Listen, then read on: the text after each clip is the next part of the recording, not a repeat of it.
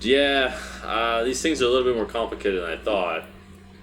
I Yeah, it's really difficult to do that without looking at data. So, like our attitude is that we're data driven.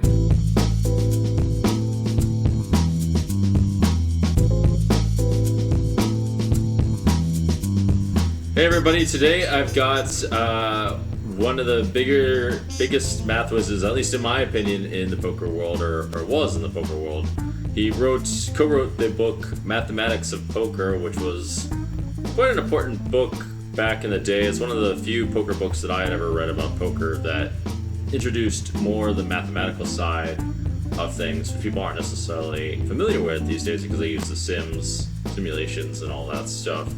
And he also is actually a pretty good poker player too. He's won over $2 million in tournaments, or $2 million roughly according to Hendon Mob. Now he's moved on to other things.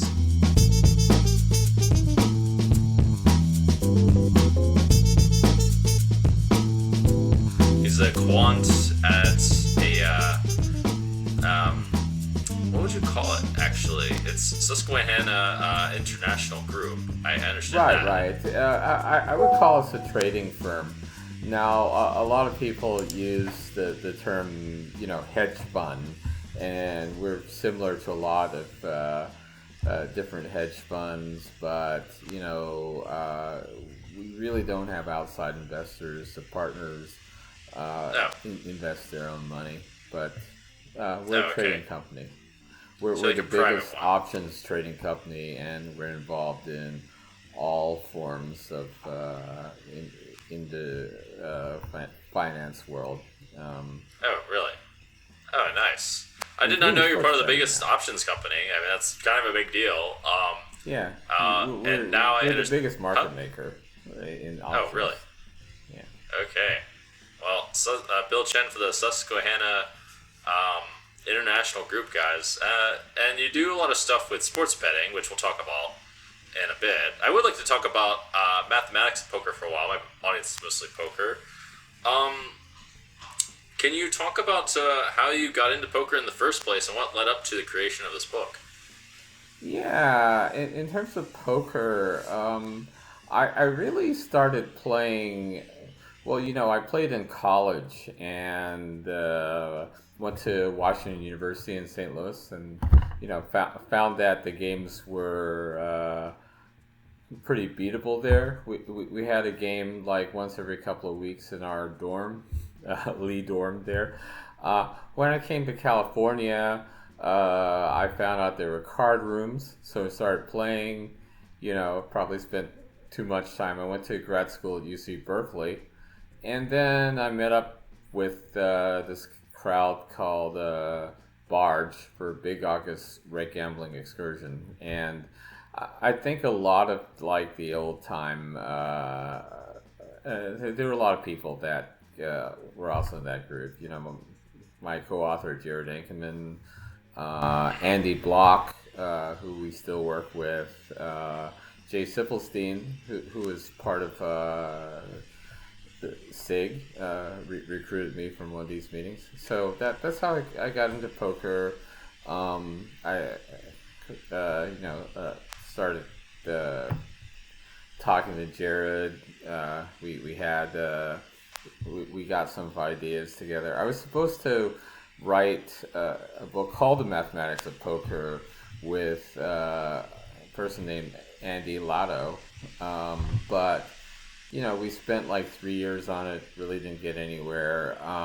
Then, it was a good idea for Jerrod and I to write the book. Now, I think the book that we wrote had a lot more like game theory and stuff like that than the book that we were originally going to write. Like the book we were going to originally write would be like more math concepts, like bankrolls and odds and that type of stuff. But I think it turned out we delved into game theory a bit. And, I think these were the concepts we used to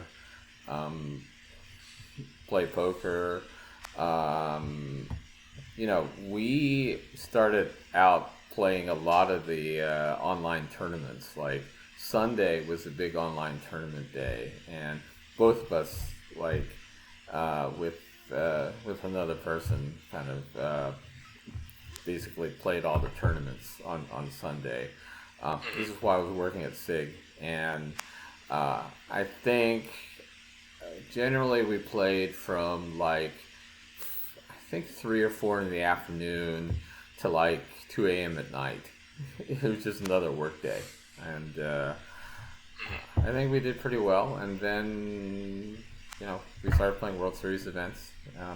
I'm still considering myself mostly a cash game player because that makes more sense to me.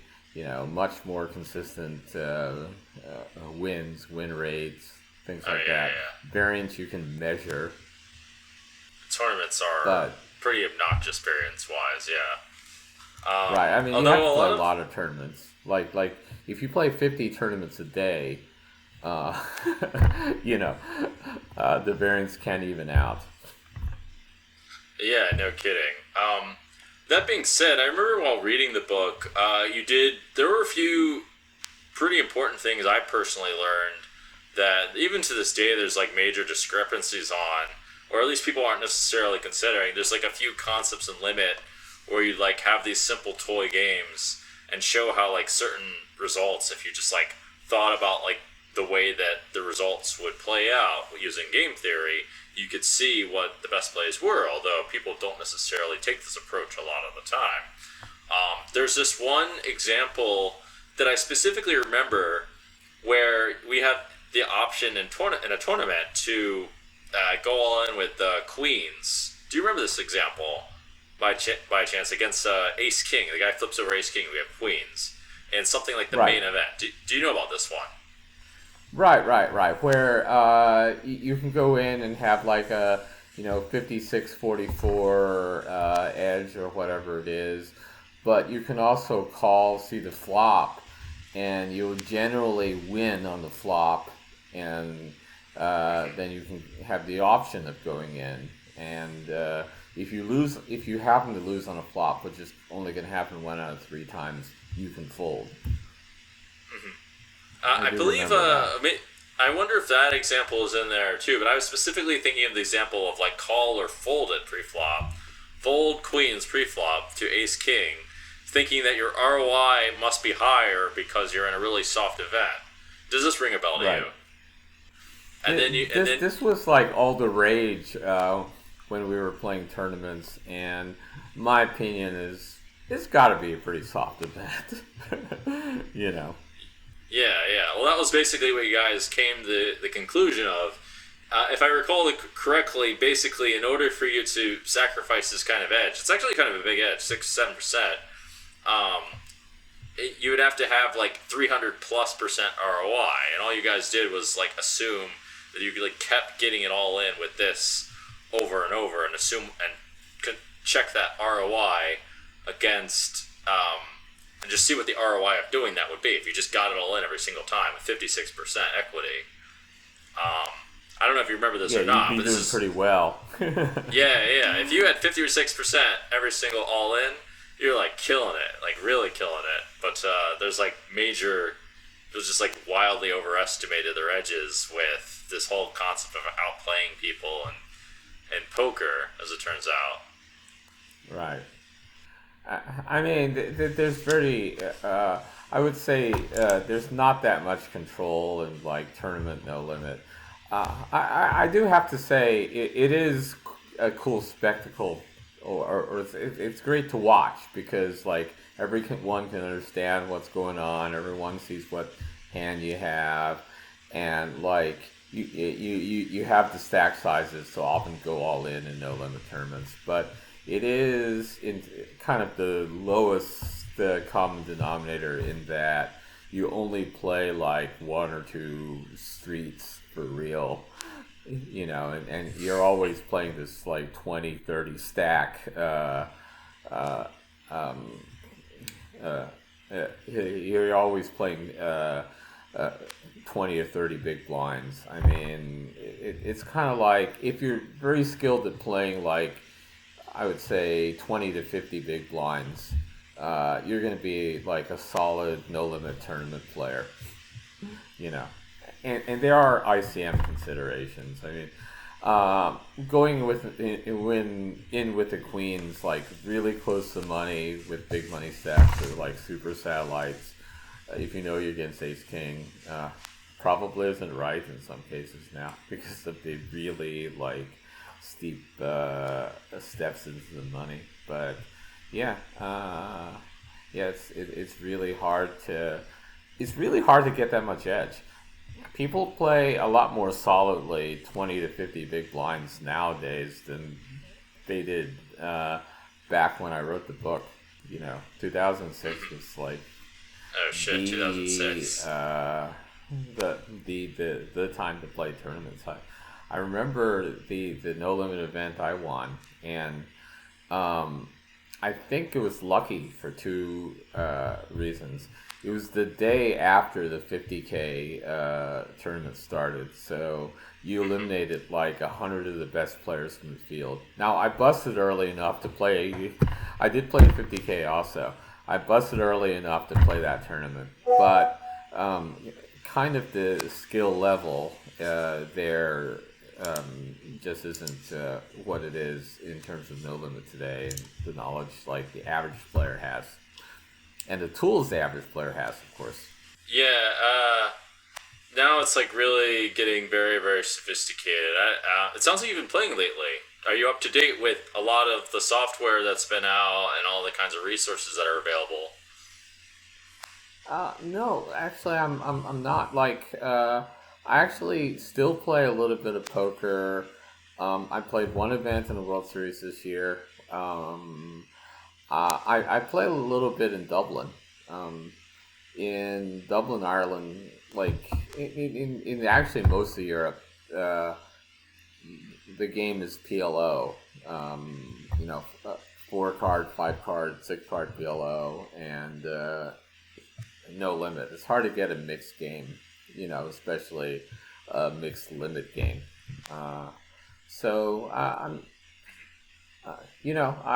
PLO is one game that I didn't really learn how to play during my time in the States. So it's been kind of fun learning it, in my spare time. But no, I haven't really kept up with the tools and training. I think I tried a couple of the tutorials and things like that. They're just great resources in terms of like telling you ranges of hands. It's all about like starting ranges of hands, what range you want to bet with or continue with or semi bluff with or whatnot.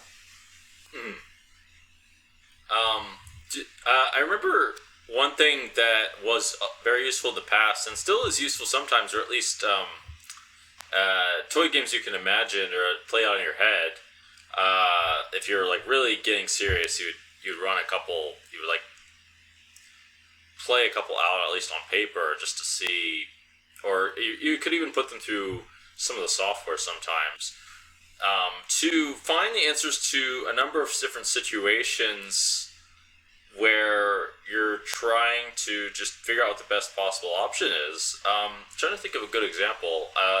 The ace king versus queens example is a good one, just to show that you can't just like make big folds for seemingly close edges to like. I guess that qualifies as a toy game. It's at least an example. Right. But I'm thinking to myself, are there any toy games that you have found particularly useful for teaching poker or learning poker that you remember?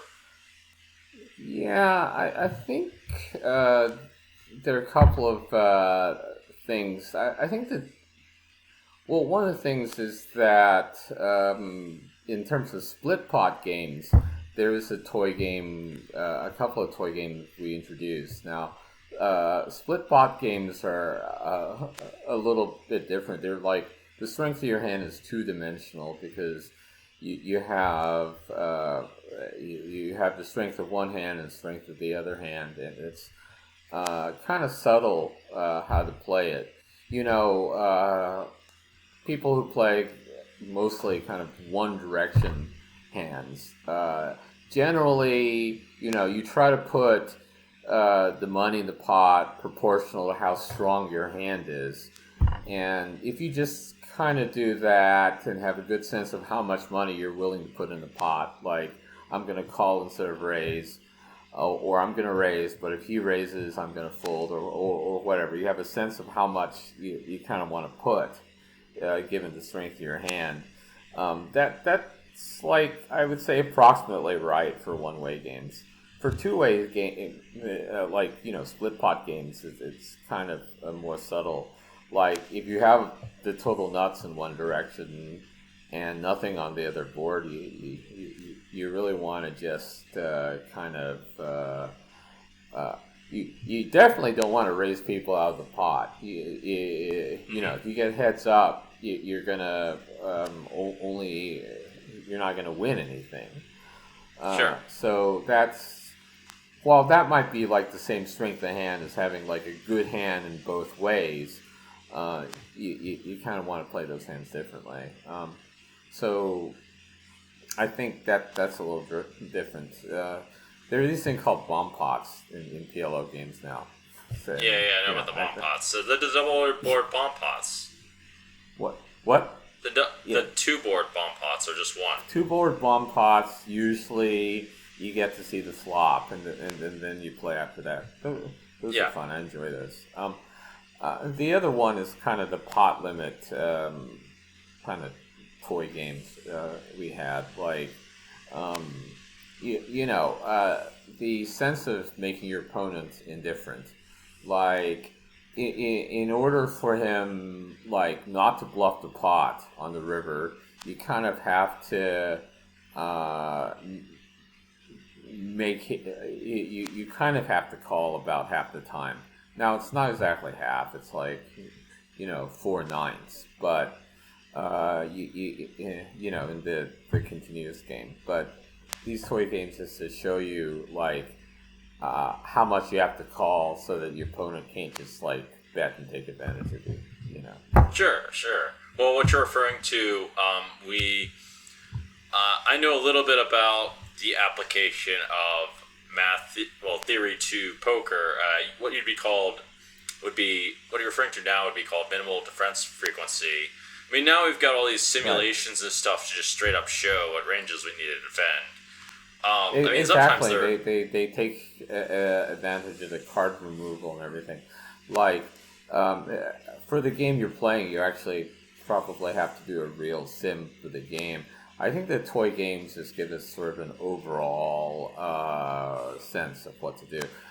Like, if you're playing single draw low ball, the bluff and betting is like similar, but the card removal is a little bit different and things like that. But I like the toy games because I think that gives you kind of an overall foundation, and then obviously if you want to become like a specialist in a game, you have to like do the hard work playing with the ranges. Mm-hmm. I'm trying to think of a good example to illustrate this. But one thing I commonly do, I don't know what you'd call this in like a theory sense, and it's not so formal. One thing I commonly do is I use examples from other games where the situations are mitigated to highlight how the situations would play out in games where the situations become more exacerbated. An example would be, here's a good example. So in many games, equities converge multi-way, meaning that your equity actually goes down between if someone else calls in the pot and you have a better price for the overall pot, but you're playing against 3 players, your equity usually goes down in a lot of spots. I mean, there's exceptions to that rule, and that's not always the same in split pot games, especially where you're playing for half the pot. It's not true in Limit 08 or in Study. But one thing I often say is that you can see how it goes down really fast in like no limit. When in limit, it's not at in limit hold'em. It's not nearly. No limit hold'em was the first example, but in limit hold'em, it's not nearly as exacerbated. You can find out the answer in limit hold'em pretty easily, or at least not that difficult in a lot of those situations. And then in Raz, you can't really find out the answer, but you can guess that equities converge super fast because Raz is a game where there's just not much playability unless you really get good cards. So if you know roughly what ranges look like in one of the games, you can extrapolate and say, okay, well, they have to be even tighter in Raz. I don't think this exactly qualifies as like a toy game.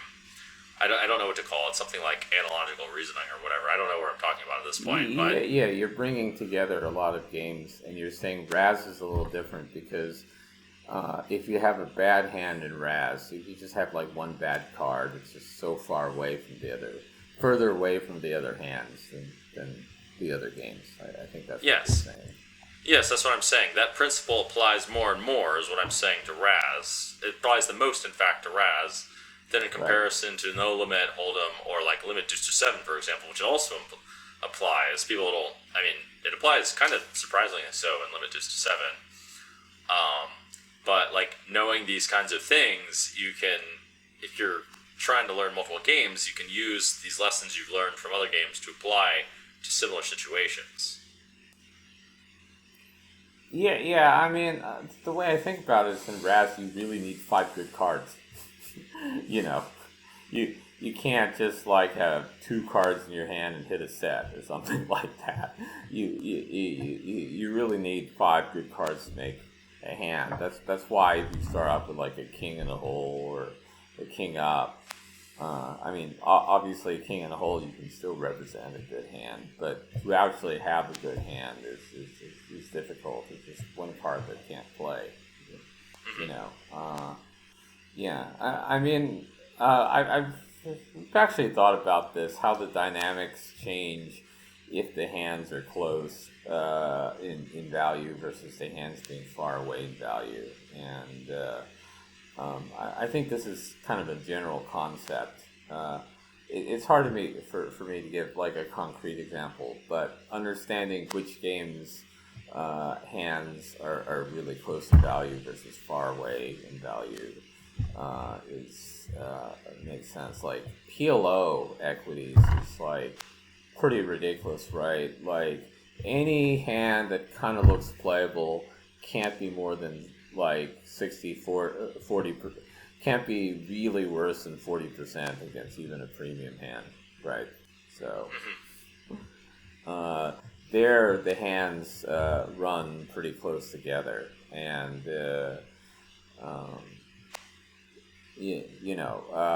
since it would be kind of a boring game if it were limit because you would just play content. No limit, you have to figure out how playable your hand is on the flop.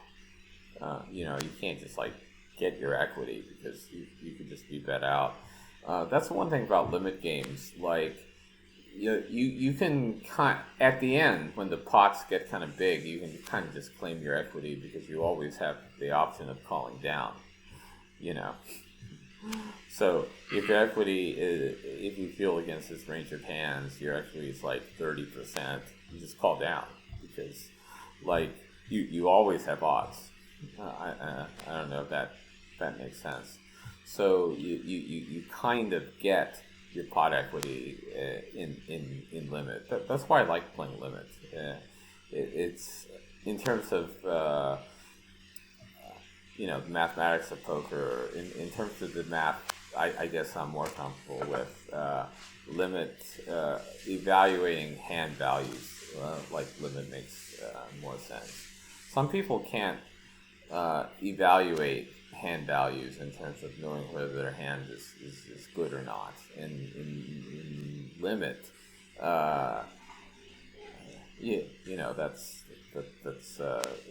part of the skill. Mm-hmm. I don't know if that makes sense. It makes some sense. Yeah, I mean, what I gather is it's pretty easy to it's pretty easy to have an effective way to like see a river and live it and not make huge mathematical mistakes other than folding. Yeah, if you find someone who folds a lot and limit, that's kind of the dream. Right. If you It's overfold, pretty. exactly. So yeah, it's hard to the biggest mistake you could possibly make, really. So Right. In limit, I think you just want to play hands in which, will usually turn into good hands through all the paths you can take. So Sure. you have to judge like which hands are like pre-flop and on a flop. You have to judge which hands are good enough such that through all the paths you can take turn into good hands. Sure. In no limit, it's really not good enough to make like a 60% or 70 percentile hand, because you could be, or even in pot limit, you could be facing pot bets. Like the thing, like, well, king high flush draws in PLO actually are good a lot, but you never know when like you get bet or raise the pot. The guy has leverage. He could be doing it with just the bare ace or the ace high flush. So those hands lose a lot of value because you can't just call like limit bets like down to the river. Sure. So Have you ever done any like applied math to any of the limit games, or for some reason I had the impression that you had made a number of toy games involving ICM. Although talking to you, I'm not sure. I think we tried to do it for like Jam or Fold for for like the sit and goes or ICM type tournaments, but like we came up with the heads up Jam or Fold heads up table in our book, and I think other people have extended that to multi-way. And then you can extend it to multi-way ICM. We try to do that. But no, we haven't really done much with ICM except,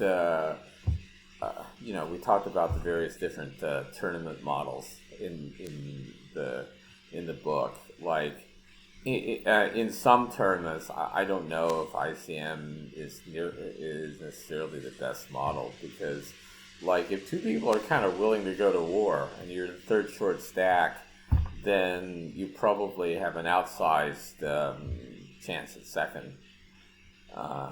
Even if you only have like 5 or 10% of the chips, it really depends on the game, right? Like, if the two people if the hands kind of run close in value, the two people may have to kind of go to war, and your chance for second may be higher than like the ICM value for your short stack. So yeah, we haven't really done much ICM work. No, it's okay. It's okay. I mean, you guys were kind of like the OGs of, at least from my impression, you're like the OGs of, putting a lot of this math, the poker math, like on paper and in like a book. Like, it was the Mathematics of Poker was one of the first poker books that kind of dived into this subject of really applying game theory to poker, to my knowledge, and like probably it's one of the first sources to actually put like charts on paper. I don't really know the history in detail.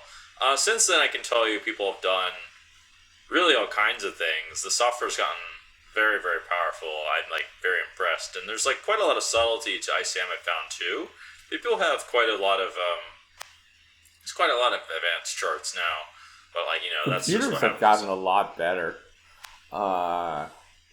The guys at CMU who solved heads up limit hold'em use like 1,000 computer years or something like that to solve it. Really? Obviously, they had the resources at CMU, but computers a lot better algorithms, a lot better. Things like that. Well, can you talk about like the methods you used back in the day to apply the math? Was it like a lot by hand? I can't even we did recite. computer sims and things like that too. I mean, a lot of it was trying to figure out shortcuts to compress the problem. Like we did some work on ourselves on limit hold'em and triple draw, and the trees like have a trillion or quadrillion nodes. Really? You just have to kind of make approximations that, okay, we consider like these two nodes to be the same. Like in triple draw, one of the shortcuts is you can just consider the cards you have in your hand and not necessarily the cards you discard.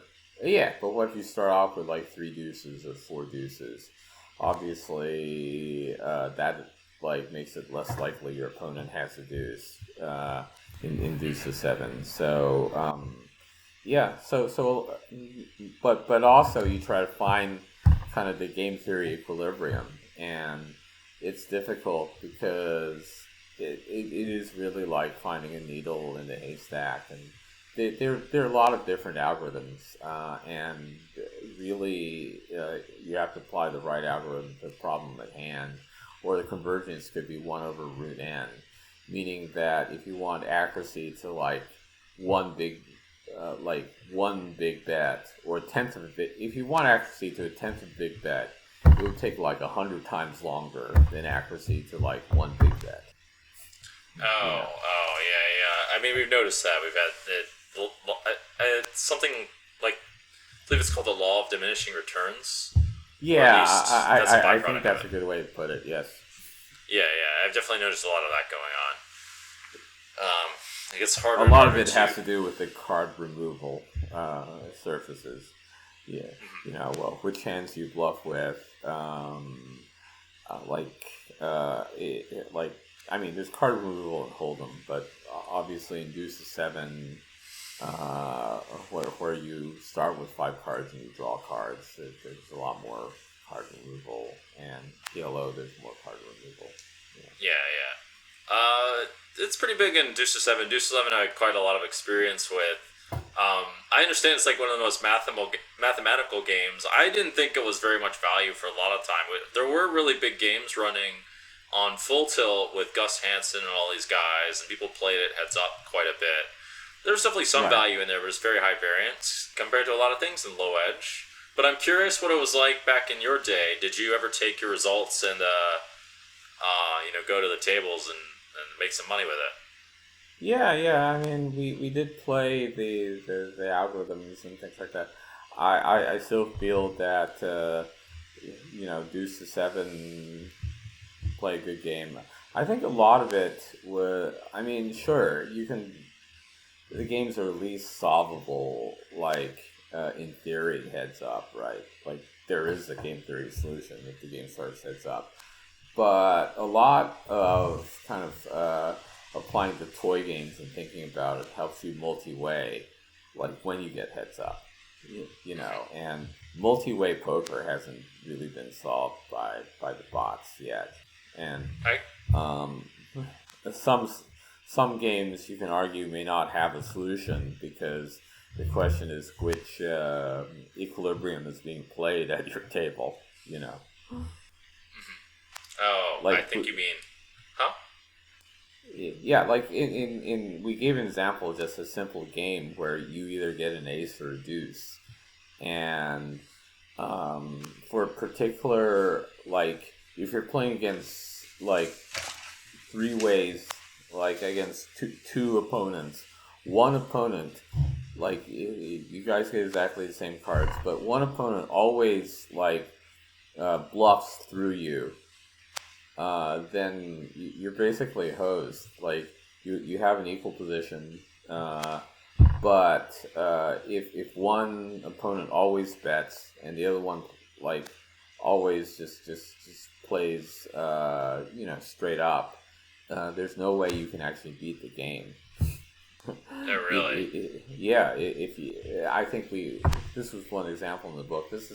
Was kind of eye opening that even if like you're the best player, want to play the best, there's just some situations you can't like get your way out of. Yeah, if you play a three-way game where the only cards in the deck are the ace and deuce, and there's one round of betting, and the guy to your right always bets into you, and the guy to your left will pick you off with an ace or fold if he has a deuce. There's nothing you can do. Like It sounds like right. It The sounds like question is whether tic-tac-toe to a call little bit. with a deuce or not, and whatever you decide, you lose money. That was one of the results in the book. So. Oh, well, there's the toy game we're looking for. Got one. Right. Yeah. Yeah, So I think that's kind of a lesson that you can't. There's just some situations that, I mean, I guess you can change your seat and try to get last position over the guy that like bluffs, like just bets all the time. But I guess the astute person wouldn't know about that. right. Or unless the other person's astute, they wouldn't necessarily know. Right. I mean, I try to. There's some big bet games where the guy's gonna like just raise 80% of the time or something like that, and a lot of people like think intuitively, oh, I want position on that guy. I want to be first to act after him, but you almost want to be last to act after him, which means you want to give him position on you because he's going to do something predictable. Like, you probably are never going to raise yourself. You're just going to, the hands you want to play, you're going to call, let him raise, let the field act. And then you have kind of position on his action, So. Oh, yeah, that does make sense. Sometimes the best position on limit is not, seemingly paradoxically, it's not the button. It's often where, like, you get more action in when people are more active, really. I mean, it can be in the blinds or whatever it is. Limit can have some kind of strange results. Well, some people are like 5 times more active than anybody else. I mean, there are like occasionally the guys who maybe they just do it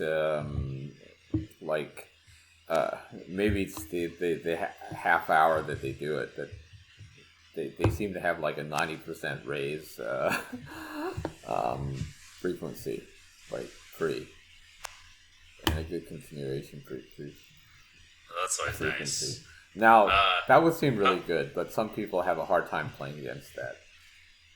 Yeah, well, those people like, especially in limit, it means you need to work on something usually. Like, you need to work on,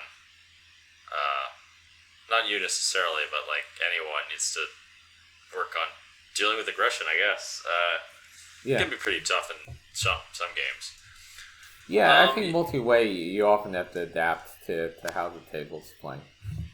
But by the way, I think I played with you in one of the first tournaments you played live, like in the Bahamas. Oh, really? I think. Yeah. I think That's way back in the day. I think you already were legendary in terms of your results, but this was like, I don't know if you remember. I think it probably was one of the PCA high rollers. I don't remember what year it was, but I do remember this must have been 2011.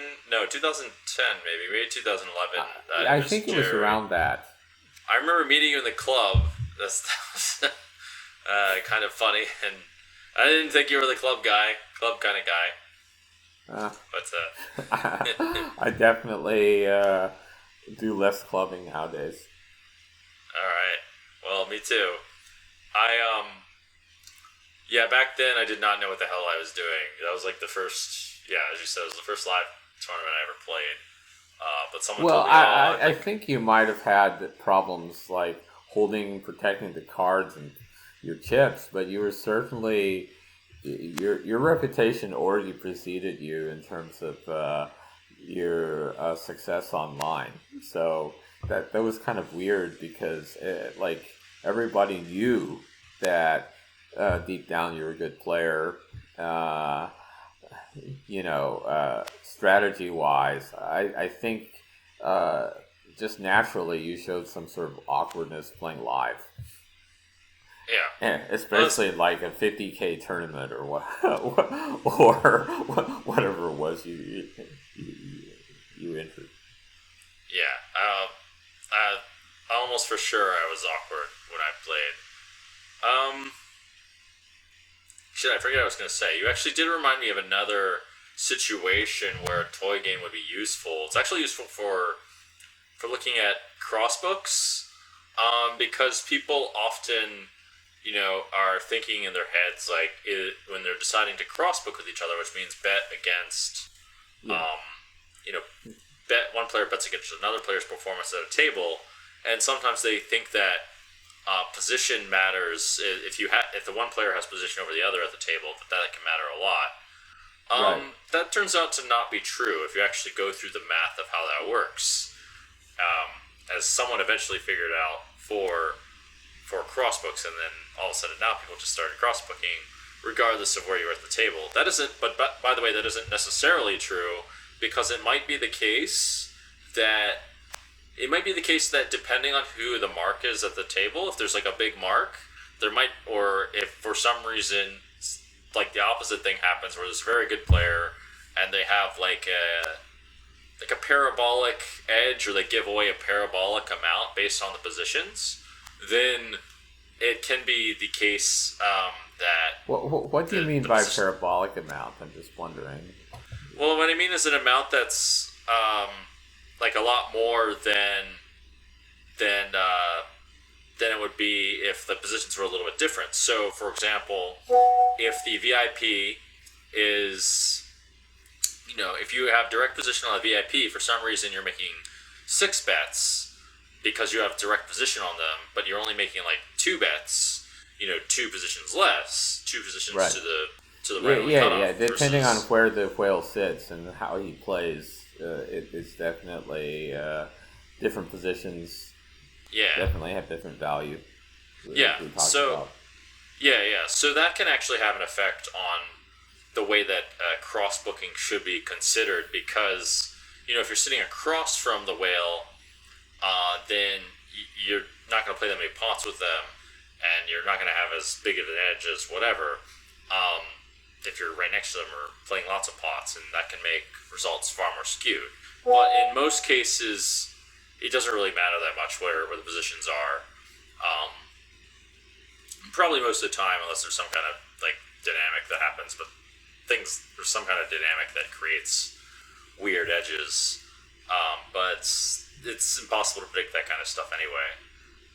Right. It's also like, are you cross-booking for 2x or 10x? You're cross-booking. Yeah. Right. It's also weird. Like, if you're the other players at the table, you've got to love the cross-book. It's kind of like when when 2 other guys have to last longer, right? Their equities are different than yours, right? Like they might make plays to deliberately hurt the other guy, and like, since it's a total zero-sum game, they have to give you some equity some of the time when they do that, Yeah. That stuff can really make games really strange. It's right. Not really ideal for the game, depending on what exactly is going on. Right. One of the things that's kind of ethically not very good is the opposite. When you're backing somebody at the table and you're playing with them. That's a case that the other players don't want to be in, because you can obviously, even if he has no equity in what you're doing and plays straight up, you can throw equity to him, by your plays. Like there's some hands, right, where it's pretty much zero equity, whether you call and let the player behind you call, or whether you raise and try to raise the other guy out. Like there's some hands in which that's a marginal play, and obviously if you want to throw the third guy equity, you call and make it easier for him to call behind and kind of chase his equity. Whereas if you want to give the first player equity, you raise the third player out, and like if the first player has a good hand, you give him the option to raise again. So I mean, it's probably. I mean, there are situations where you have to decide between two plays, and both plays are probably neutral for you, but swing equities to like one player or to the other, and that's like an ethical quagmire, especially if you're backing someone. I do think there's kind of a decent amount of soft playing that happens as a result of that. I don't think people really deliberately try to mess with situations like that too much. It'd be really interesting to see what would happen if the poker world all of a sudden shared its shares of like who has what in those games, in all those like high stakes tournaments especially. Right. There might be some interesting surprises. But I mean, you do make a really interesting. You bring up an interesting point, which is basically it probably shouldn't be ethical for people to have a large piece of people they're playing with in tournaments, because it's impossible to prevent this kind of soft playing that you're referring to. It's just natural for you, like if you're the tall stack, to like. Even if you're kind of an ethical guy, it's hard for you not to give your buddy a break. For sure. I mean, you're not going to just call with the nuts. You're going to raise them, but in other situations, you go, well, this is a marginal raise or call situation. I'll just call, especially with ICM. Like, obviously... No, I think it's kind of impossible. It's very difficult to randomize in those spots, and the right frequency is kind of alien.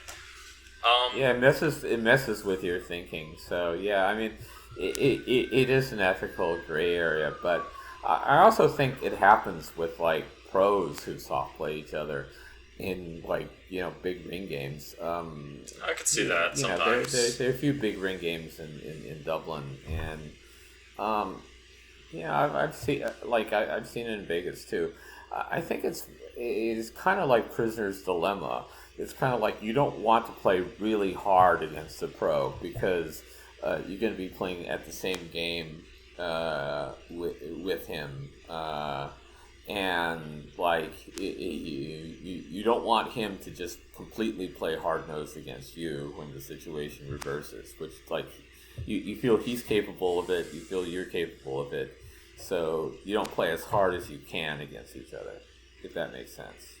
I've just thought about. It can work out that way. I think it depends on the situation, but yeah, I'm sure it happens.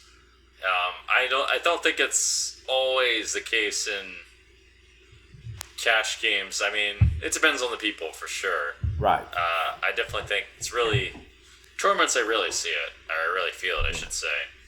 Let's talk about your your sports, the sports stuff that you're involved in with the Susquehanna Intercontinental Group. International, yeah. Excuse me. I feel I was gonna fuck that up.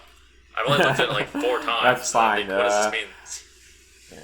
As I said, I don't know if you know about Susquehanna or Susquehanna International Group or SIG. I joined in 2003, and I was recruited by Jay Siffelstein when I was playing when I was with this group Barge, and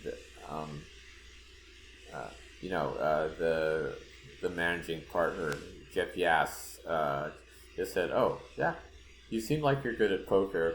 why don't you try playing the World Series? And I'll give you the time, and I'll let you play it. And first year first year I played it. Went with Matt Harlenko. Didn't do very much. Cashed in a couple of tournaments. Played the next year, and that's why I won the 2 events. So, kept playing it, kept having like reasonable success. SIG is the biggest like market maker in options, and we're in like all of the financial products. Like we trade, equities, bonds, currencies, and all sorts of things like that. We're very like math based, model based, but we also feel that the trader really has a lot of intuitions in the market. It's basically we actually have a diagram where like it's equal in 3 parts: the trader, the quant developing the algorithms, and the software keeping everything together and running. I mean, in some places the software is predominant, like in cases where latency matters and things like that. Having really good software is important. So, in terms of sports betting, we think that this philosophy, the reason we started the group was because we just thought that this philosophy applied to sports betting also. And that was the year before the PASPA ruling by the Supreme Court, allowing sports betting in like other states besides Nevada. And I don't know if you're familiar with it, but it's basically boomed, like in about 30 states or more now. Really? I think I did hear a bit about this. I didn't realize. I mean, I guess it's obvious it's going to boom after the legislation goes through. Right. It was actually kind of difficult because I think a lot of states were unfamiliar with it, and states get to regulate it, state by state.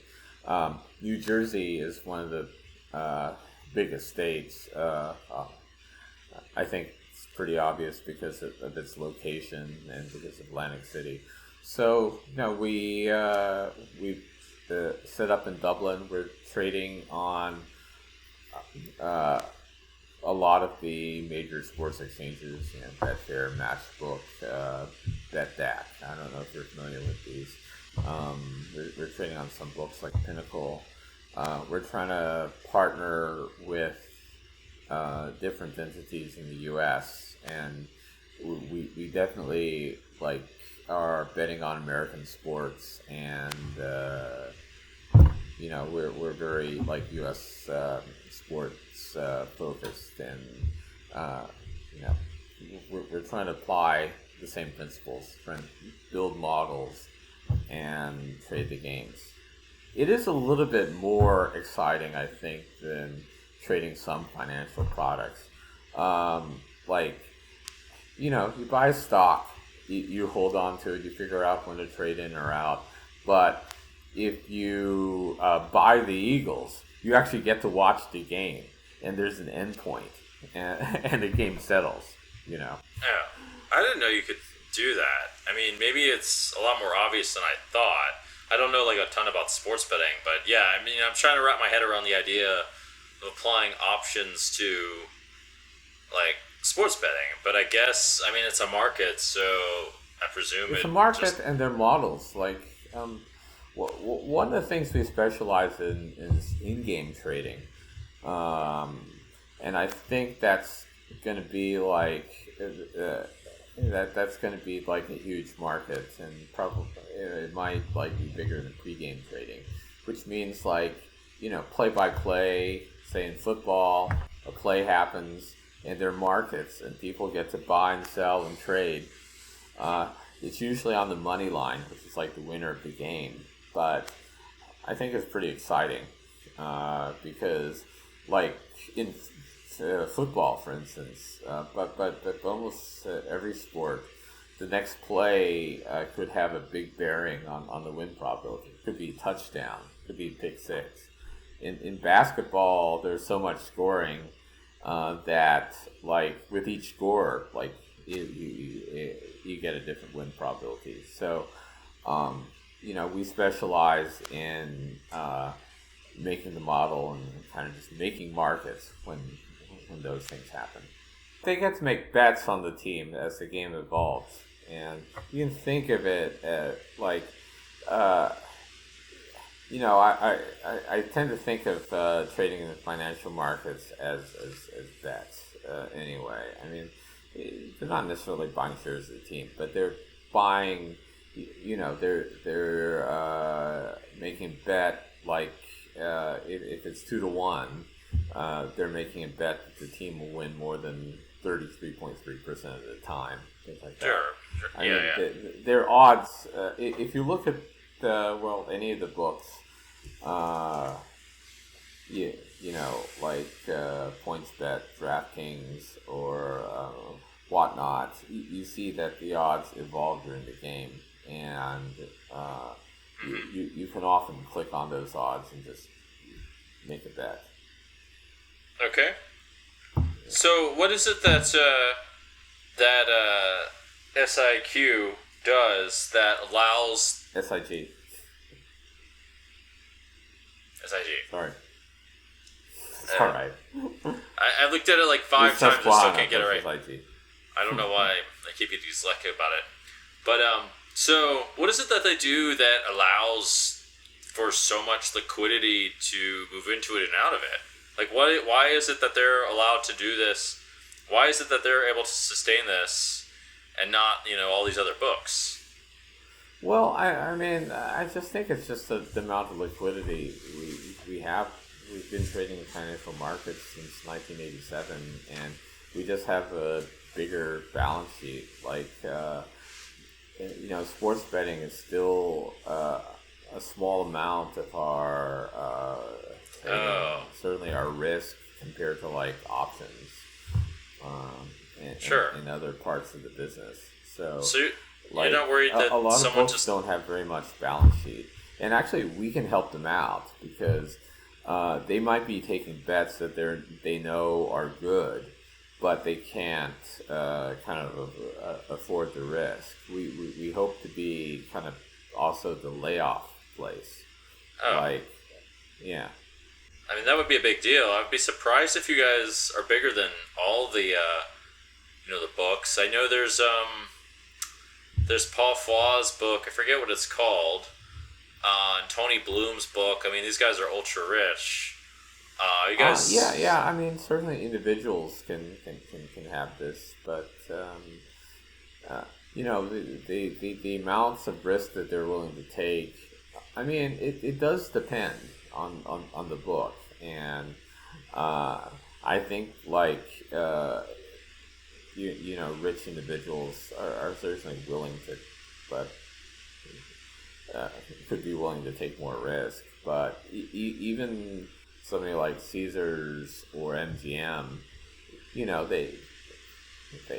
they have outside investors. They don't necessarily want to take big risks that will affect their earnings. Sure. I would think that isn't there still the possibility of someone just coming along and making a huge bet that really hurts you guys? Is that not a thing? Why can't that just happen? That's possible. It's pretty well known we took a lot of risk during the last presidential election cycle. We had close to $500 million at risk. That's if pretty the crazy. Election turned out the other way than we expected. A lot of the bets did happen a couple of weeks after election day, though. So Well, you can figure out. It sounds like a dream situation for. Yeah, definitely now sounds like a dream situation for a lot of sports bettors, I would think. I hope that sounds like big news. I had no idea. I was stumbling upon something pretty big. As far as the presidential bet goes, I don't. I think I'm out of that. It's a lot more complicated than I thought, and I was just like, I think I bet badly both times, and I got lucky once. Fortunately, I faded getting crushed. Which election did you win? I won the one where Trump did not get elected. But the I last played one. like Yep. 2-1 for some reason. That was so stupid. Like something like 70%. I like happened to win that bet, and the other bet, I bet that he would not get elected too at like 50-50. Someone told me, "Oh yeah, it's for sure, bro. For sure, he's not getting elected." And of course, he gets elected, and I feel like such a dumbass. These things are a little bit more complicated than I thought. Yeah, it's really difficult to do that without looking at data. So, like our attitude is that we're data driven. We actually did look at elections and returns. One of our big bets was on Brexit. Really? Actually, like in the mind of Brexit. So. Well, the data doesn't lie. I mean, I also advocate looking at data. I mean, I do a bit of both, but I look at the data and I also look at things the data isn't necessarily going to quantify, but it has to kind of mesh together so that Yeah. Yeah. I mean, elections are different than baseball, right? Like in baseball, they play so many games a year. You can see what happens, like when a team's leading like 3-1 in the fifth inning and things like that. But a lot of elections, you kind of have to make some assumptions, and like an election like it only happens once every 4 years. And each of these elections are different. So, yeah. Last election was even, like, if you looked at just the returns, like them just counting the pure votes, it's very confusing. Like, Biden was winning Ohio, and, like, Trump was winning several of the states that he eventually lost just because of the order that they counted the votes. Oh, that's so funny. Yeah. Yeah, this the more like rare the data gets, constantly changing. It seems like the harder it is to really draw conclusions, especially when you go into history and stuff. Although I personally found history to be interesting. Right. I mean that's why it's interesting. Like if the teams played like 1,000 identical football games each season, then like everybody could do the data analysis. It's not very difficult. Right. It's like the small amount of data and like the plays. Like you can't even just look at the results of the plays, because I think there's probably more information on that, like whether a guy's playing well or not. I mean, so it's a lot like poker in that way. Yeah. Well, if the truth was known, then there'd be no game at all. So maybe Right. I view it as sort of a good thing. I've got one last question for you, Bill. What's the life of being a quant? Because I read your bio on SIG. I got it right this time, and it sounds kind of fun. I don't know. Is it? Would you recommend it to a handful of people? It sounds like not so bad. It sounded kind of like they made it seem like kind of an adventure. Right. I was gonna say that. Yeah. I mean, it takes a certain personality to do it. I think if you like playing games, like analyzing them, like playing poker, and so I came from a background of like math competitions and all that, and I'm not saying you have to come from that, but like I did those as a kid. Those were fun. I did pretty well on them. It's the idea of kind of making models and gaming, and if you have kind of a mind for like a math mind for like modeling, gaming, and betting. I think it's could be the line of work for you. It's also fun.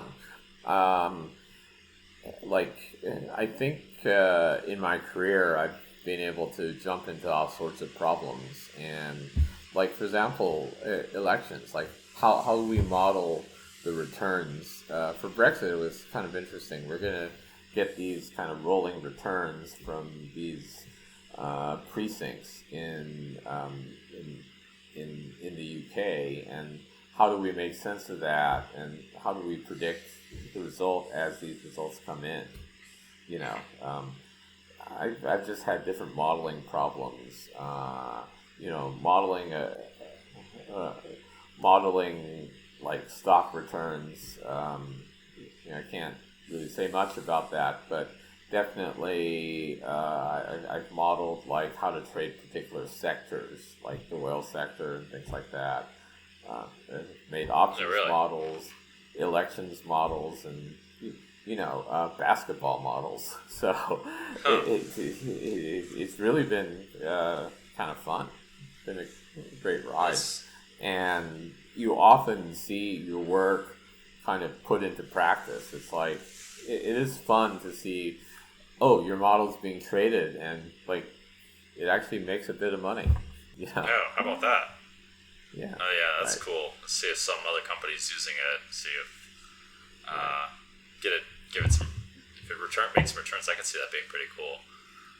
Right. Say working in real life. Well, yeah, it does sound like. For certain people, yeah, it could be the right path. I don't think it's really the right path for me, but I don't think it ever really was. But not mathy enough. So yeah, I mean, it feels that for your personality, like. You're a poker player. You like playing instead of. I mean, you're probably stronger at that than like sitting in the back room doing the analysis. And I think you'd probably be closer to a trader in our firm. And by the way, nobody really sits in the back room and does analysis. We all like watch the trading and see, in practice how our strategies work.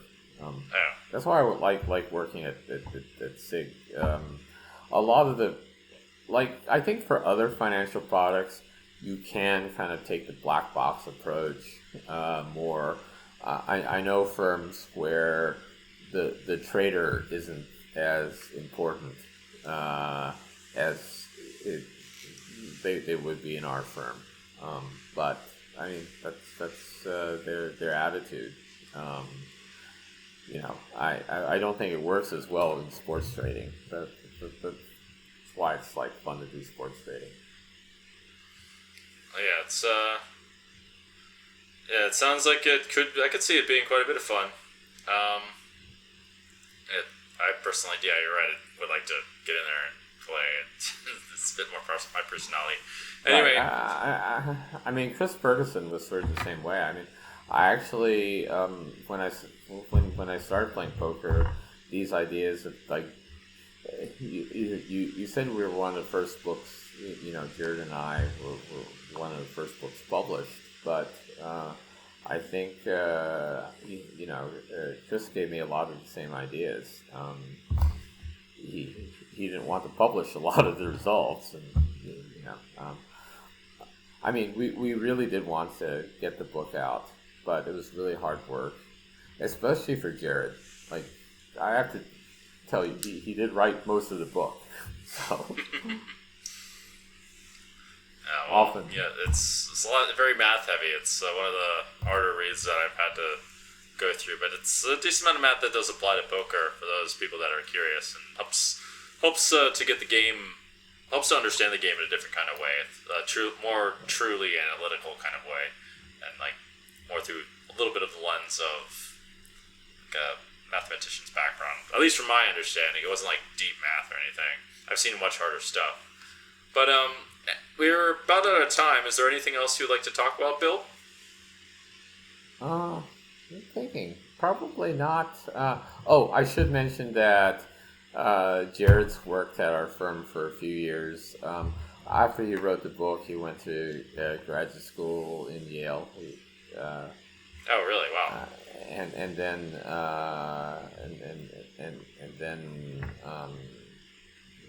Cornell, and he got his degree, and he's been working for us for I don't know how many years actually. I kind of want to say it's been close to 10, but so we're both working on sports betting. Okay, well, I didn't know that. Well, congrats to Jerrod. He's also, by the way, guys, he's the co-author, in case that wasn't super clear, of the Mathematics of Poker. Apparently wrote most of the book. All right, thank you, Bill, for your time. All right, thank you.